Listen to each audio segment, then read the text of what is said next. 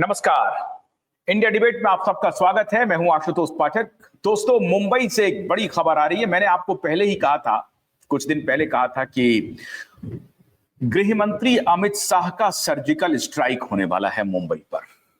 और अब जो ये खबर आ रही है कि सलमान खान, उनकी क्या भूमिका थी सुशांत की हत्या के मामले में, सुशांत के मर्डर के मामले में, जिसे सीबीआई ने कहा there is no foul play, जिसे सीबीआई ने कह रखा है कि वो सुसाइड था। और हम लोग लगातार कह रहे हैं कि वो कोल्ड ब्लडेड मर्डर है। अंदरूनी खबर आ रही है मित्रों, अंदरूनी खबर आ रही है कि सलमान खान के भाई अरबाज खान और सलमान खान का सिक्योरिटी गार्ड शेरा, इसका रिश्ता इस पूरे समूह से रहा है। सूरज पंचोली, डीनो मारिया अब इस पूरे प्रकरण में किसी भी सूरत में नहीं बचेंगे।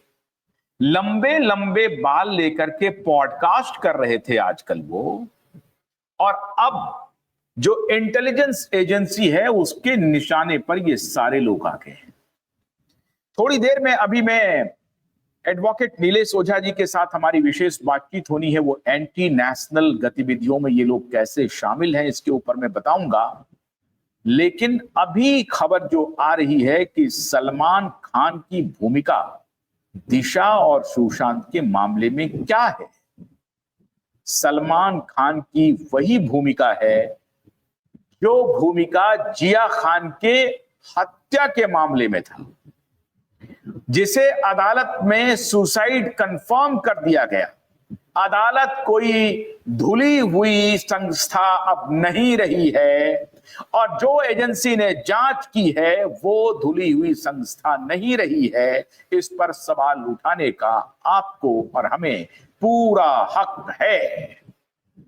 जिया खान के केस को इसी तरीके से इन्होंने निपटा दिया और बड़े पैमाने पर सेटिंग हुई, बड़े पैमाने पर। और ये मुंबई का पावर गैलरी, उसका एक एक आदमी इस बात की तस्दीक करता है कि जिया खान के केस में क्या हुआ था, कैसे सूरज पंचोली को न सिर्फ बचाया गया वरन कि सूरज पंचोली जैसे 2 कौड़ी के एक्टर को लॉन्च करने के लिए सलमान खान ने अपनी पूरी ताकत लगा दी, क्योंकि वो Salman sir, Salman sir, Salman uncle कह करके उसका ईगो मसाज करता था सूरज पंचोली।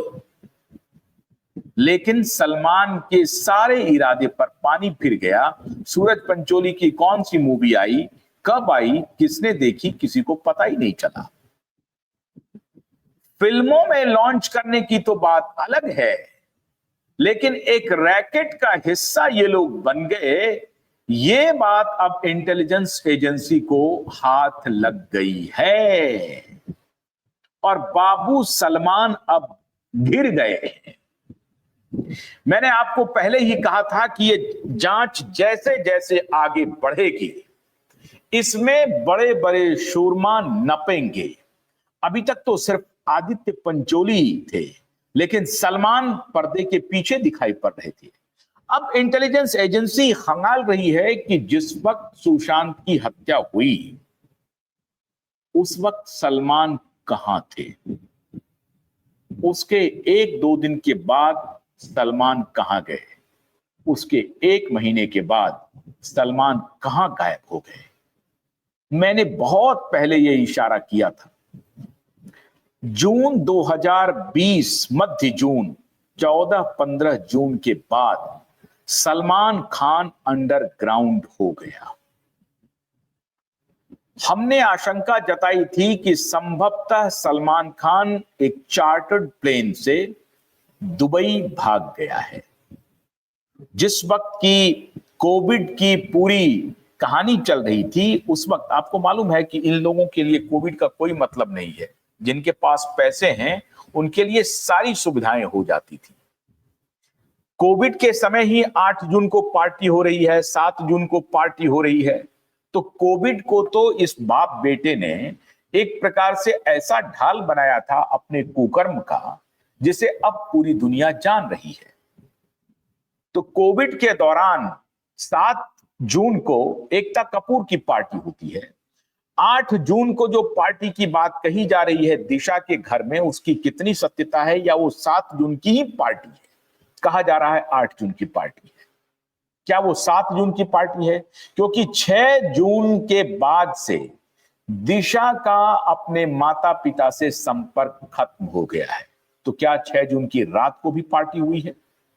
7 जून को पार्टी हुई है एकता कपूर की, तो 7 जून की पार्टी क्या गैलेक्सी अपार्टमेंट में भी हुई है? और गैलेक्सी अपार्टमेंट में जो पार्टी हुई है उसमें सलमान का भाई अरबाज खान भी मौजूद है? क्या उस पार्टी में सलमान का बॉडीगार्ड शेरा भी मौजूद है? और अगर सलमान का शेरा और अरबाज भाई और बॉडीगार्ड मौजूद है तो सलमान कहां है? अब ये एजेंसी जांच कर रही है कि उस दौरान सलमान कहां थे। अब आप कहेंगे कौन सी एजेंसी? बहुत अच्छी बात है, बहुत अच्छी बात है। इस बार वो एजेंसी मित्रों जांच कर रही है जिसकी रिपोर्ट अब सरकार, महाराष्ट्र सरकार को बना के देनी है। मुंबई पुलिस के कुछ ईमानदार और खुफिया पुलिस ऑफिसर गवर्नमेंट को ये इनपुट दे रहे हैं कि 7 जून, 8 जून और 13 जून को हुआ क्या था। इसकी पूरी डिटेलिंग एक ऑनेस्ट ग्रुप कर रही है अलग से, और इसकी गुप्त सूचना हम तक पहुंची है और सरकार के कुछ लोगों को मालूम है, लेकिन वो आपको बताएंगे नहीं। जो एविडेंस के रूप में कलेक्ट किए जा रहे हैं कि अगर दिशा के पिता ने कंप्लेन फाइल किया है, उसको अब महाराष्ट्र सरकार उस कंप्लेन के कोरोबोरेटिव इनपुट इकट्ठा कर रहे हैं। अब उस कोरोबोरेटिव इनपुट्स में जब वो आगे बढ़ रहे हैं तो उनको पता चल रहा है कि साहब ये तो 7 जून को कोई एक पार्टी थी, उस पार्टी में तो तमाम लोग मौजूद थे, अरबाज खान भी मौजूद था, और ध्यान रहे उस पार्टी में समीर खान के भी मौजूद होने की कहानी है।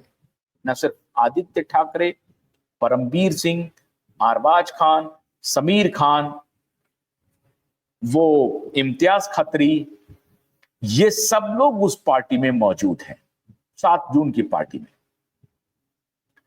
और 7 जून की पार्टी रात में एकता कपूर के यहां हुई है।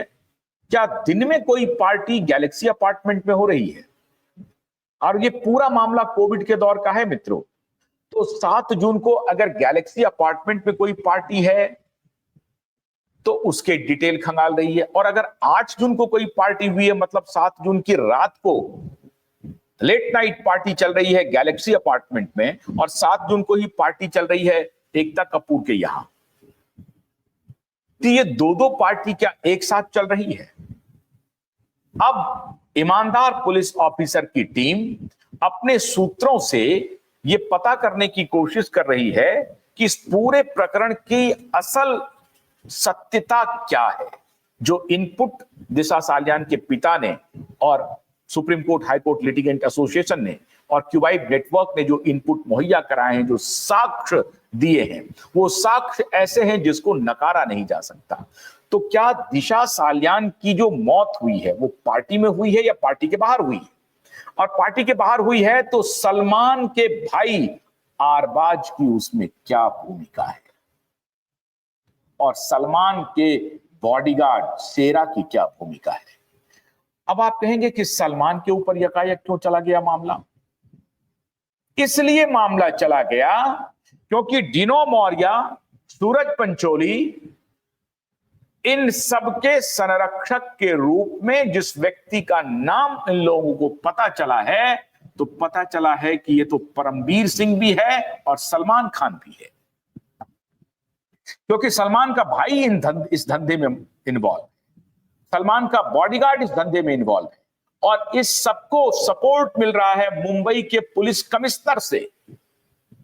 क्यों मिल रहा है मुंबई के पुलिस कमिश्नर से? क्योंकि मुंबई का पुलिस कमिश्नर अपने बेटे को पूरी तरह से इस पूरे गैंग में इन्वॉल्व किया हुआ है। उनका बेटा जो रोहन सिंह है वो इस गैंग का जीता जागता हिस्सा है। इसीलिए अब वो सारे पुलिस और ये बात देखिए, वहां के पुलिस ऑफिसर्स को ये सारे इनपुट्स हैं। अब ये है कि ये सारे फैक्ट्स इकट्ठा करके जो फाइनल रिपोर्ट बनाई जा रही है, जिसमें कि इनको रिप्लाई फाइल करना है, उस रिप्लाई के लिए ये कोरोबोरेटिव एविडेंस तय कर रहे हैं कि अगर हमने एफआईआर किया तो हमें आदित्य ठाकरे को उठाना पड़ेगा, और आदित्य ठाकरे को उठाना पड़ेगा तो हमें परमबीर सिंह को भी गिरफ्तार करना पड़ेगा, और फिर सलमान खान को भी गिरफ्तार करना पड़ेगा। तो क्या जिया खान में तो पर्दे के पीछे से खेल करते रहे सलमान खान, क्या इस बार सलमान की गिरफ्तारी हो सकती है? और अगर होगी तो उसका आधार क्या है?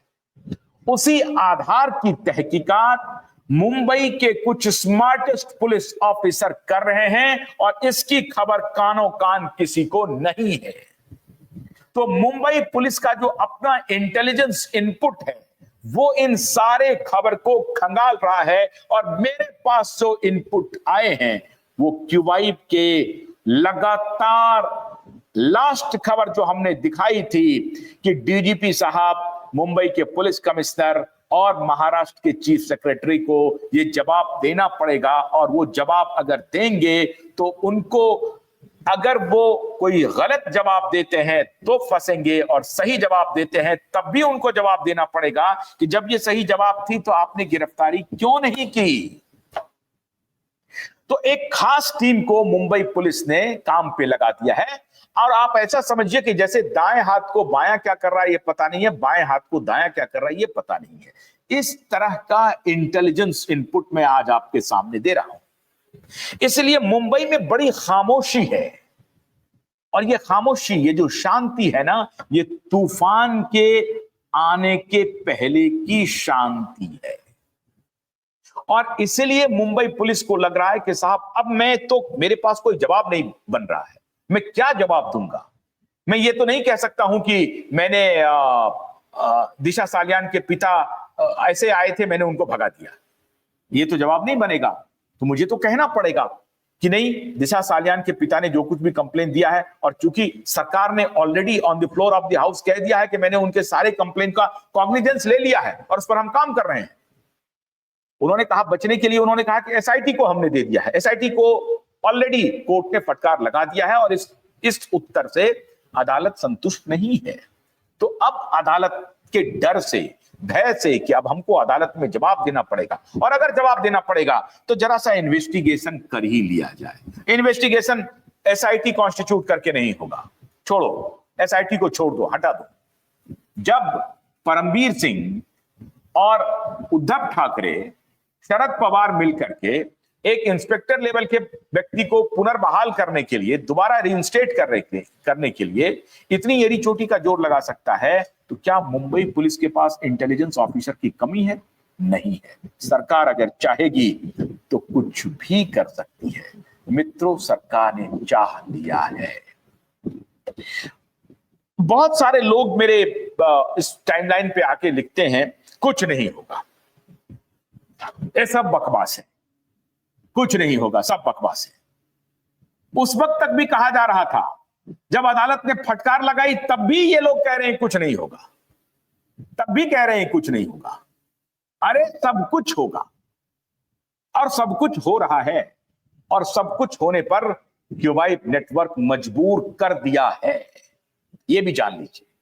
हमारे आखिरी जो शो थे, लास्ट शो जो मैंने महाराष्ट्र के डीजीपी को, महाराष्ट्र के चीफ सेक्रेटरी को और मुंबई के पुलिस कमिश्नर को आगाह करते हुए किया था, यह उसका नतीजा है कि मुंबई पुलिस अब हरकत में है। बस ये बात है कि कानो कान खबर नहीं हो रही है। अब इसी जांच में ये आंच सलमान खान तक पहुंच रही है कि मैनेज कौन कर रहा है, सीबीआई को मैनेज कौन कर रहा है, चंद्रचूड़ के बेटे को मैनेज कौन कर रहा है। अभिनव चंद्रचूड़ कैसे वकील बन रहे हैं रिया चक्रवर्ती के, कौन पैसा दे रहा है। और ध्यान रहे, अभी एक खबर आ रही है हमको कि रिया के जो नए बॉयफ्रेंड हैं उन्होंने शायद झटका दे दिया। उनको शायद इस बात का इल्म हो गया है कि ये जो कहानी बन रही है ना कि रिया चक्रवर्ती को क्लीन चिट मिल गया है, ऐसा है नहीं मामला। तो बच बच करके अब वो शायद निकलने का मन बना रहे हैं। हुआ है कि नहीं हुआ है मुझे अभी तक पूरी जानकारी नहीं है, लेकिन एक उड़ती खबर आई है मेरे पास कि रिया चक्रवर्ती के वर्तमान बॉयफ्रेंड जो हैं वो रिया को डंप करने की प्लानिंग कर रहे हैं। वैसे भी वो आशिक मिजाज लोग हैं, ये लोग हर साल भर 1.5 साल के बाद इनका मन भर जाता है और फिर दूसरे की तलाश ये लोग शुरू कर देते हैं।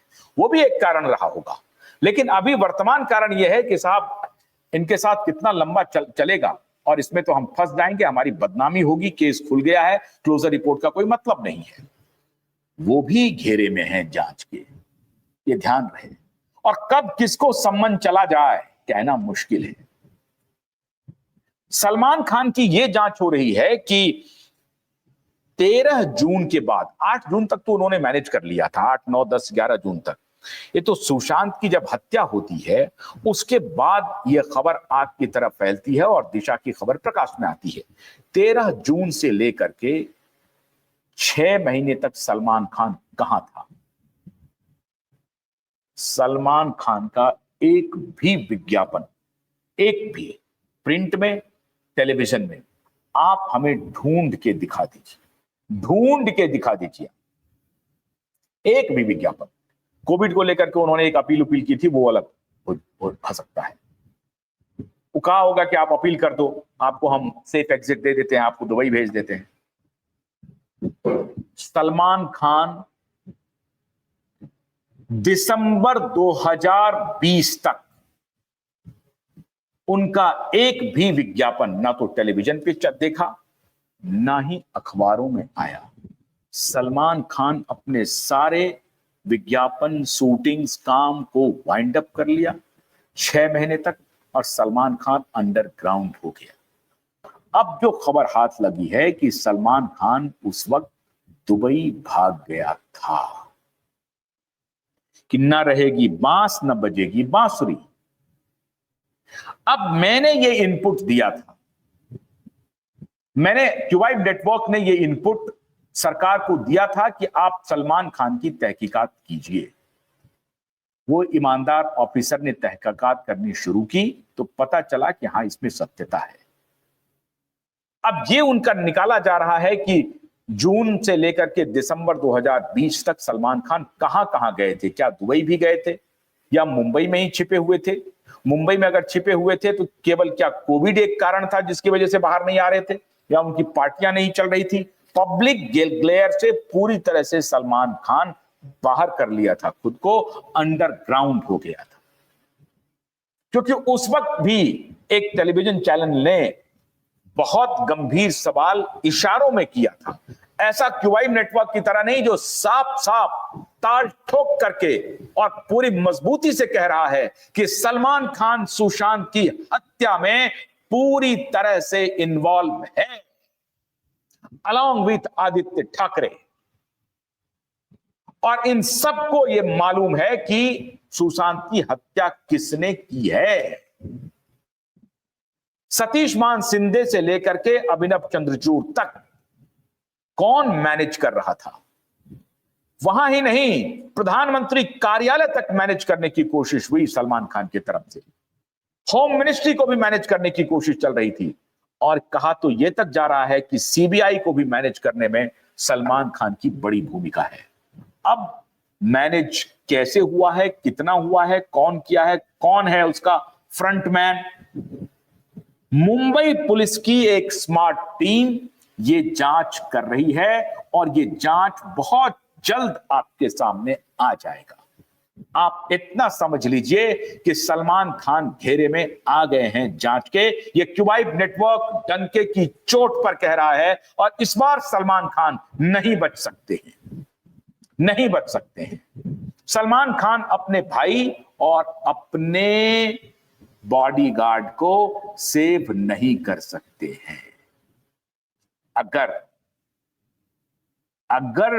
मोबाइल टावर लोकेशन पूरी तरह से डिटेक्ट हो गया है और वो कंफर्म कर रहा है कि अरबाज खान और शेरा कहां कहां गया था 7, 8, 9, 10, 11, 12, 13, 14 जून तक।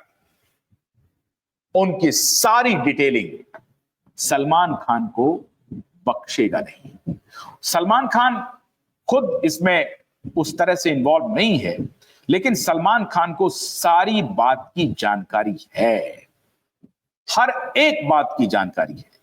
और सलमान खान इस बार खुद को नहीं बचा पाएगा, यह मैं आपको डंके की चोट पर कह रहा हूं।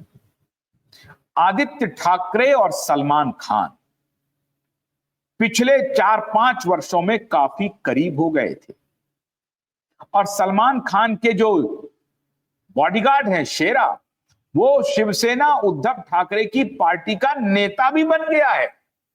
वो कार्यकर्ता नहीं है, वो नेता भी है शेरा। अब ये रिश्ता क्या कहलाता है? शिवसेना की पार्टी में शेरा नेता बन रहा है, कार्यकर्ता बन रहा है, आदित्य ठाकरे की पार्टी को ज्वाइन कर रहा है। तो सलमान और आदित्य के बीच में रिश्ता कितना गहरा है? एक बॉडीगार्ड की इतनी हैसियत कैसे हो सकती है कि वो एक कैबिनेट मिनिस्टर से डायरेक्ट जाकर के मिले और एक मुख्यमंत्री से सीधा संपर्क में हो? क्यों? इसलिए कि वो बॉडीगार्ड और कोई नहीं, सलमान खान का है। और सलमान खान और आदित्य ठाकरे हर करप्ट कंसोर्टियम का पार्टनर है, हर करप्ट कंसोर्टियम, चाहे वो चाइल्ड ट्रैफिकिंग का मामला हो, चाहे ड्रग का मामला हो, चाहे अवैध हथियार का मामला हो, चाहे नकली नोट का मामला हो।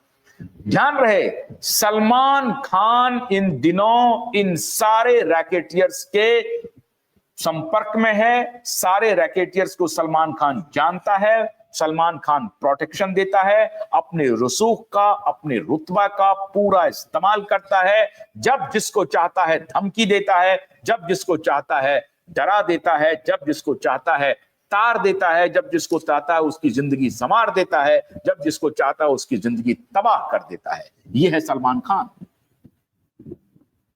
और इसीलिए सलमान खान का एक अदना सा बॉडीगार्ड शेरा, वो उसकी इतनी हैसियत है कि वो सीधे आदित्य ठाकरे से मिलकर के पार्टी ज्वाइन करता है और पार्टी का वो एकदम से बड़ा नामचीन कार्यकर्ता बनकर के आ जाता है। ये कैसे हो रहा है? इसलिए इंटेलिजेंस के पास, और ये मुंबई पुलिस के इंटेलिजेंस के पास सारे इनपुट्स आ गए हैं। इसलिए धीरे धीरे रे मना धीरे सब कुछ हो, धीरे सब कुछ है। अब से थोड़ी देर बाद हम आपको यह भी बताएंगे कि इनके एंटी नेशनल होने के बारे में क्या इनपुट है हम लोगों के पास। नीलेश ओझा जी के साथ हमारी बातचीत को देखना मत भूलिए, उसे भी देखिए। लेकिन अभी जो इनपुट है कि सलमान खान पूरी तरह से घिर गए हैं और इस केस में सलमान खान नहीं बच पाएंगे, उनके भाई अरबाज और उनका बॉडीगार्ड शेरा किसी भी सूरत में नहीं बचेगा। आदित्य ठाकरे के साथ इनके एक एक detail intelligence, Mumbai intelligence unit को मिल चुका है। एक होता है लोकल इंटेलिजेंस यूनिट, उसको सरकार अपना एक्टिव रखती है कि कहां पर क्या चल रहा है, कहीं कोई सट्टाबाजी हो रही है, कोई सेक्स रैकेट चल रहा है, कोई अवैध कारोबार चल रहा है, कहीं इंक्रोचमेंट चल रहा है। इस सब को लेकर के ये लोकल इंटेलिजेंस यूनिट ने अब ये जिम्मेदारी ली है कि दिशा और सुशांत के मामले में जितने इनपुट्स हैं वो मुहैया की जाएं और उस इनपुट्स के बिना पर जब एफआईआर हो तो कार्रवाई भी की जाए। सीबीआई जब आएगी तब देखा जाएगा, लेकिन अभी तो local area unit LAU active हो गया है और उसमें सलमान और उसके शागिर्द फिरते नजर आ रहे हैं। बहुत बहुत शुक्रिया, नमस्कार।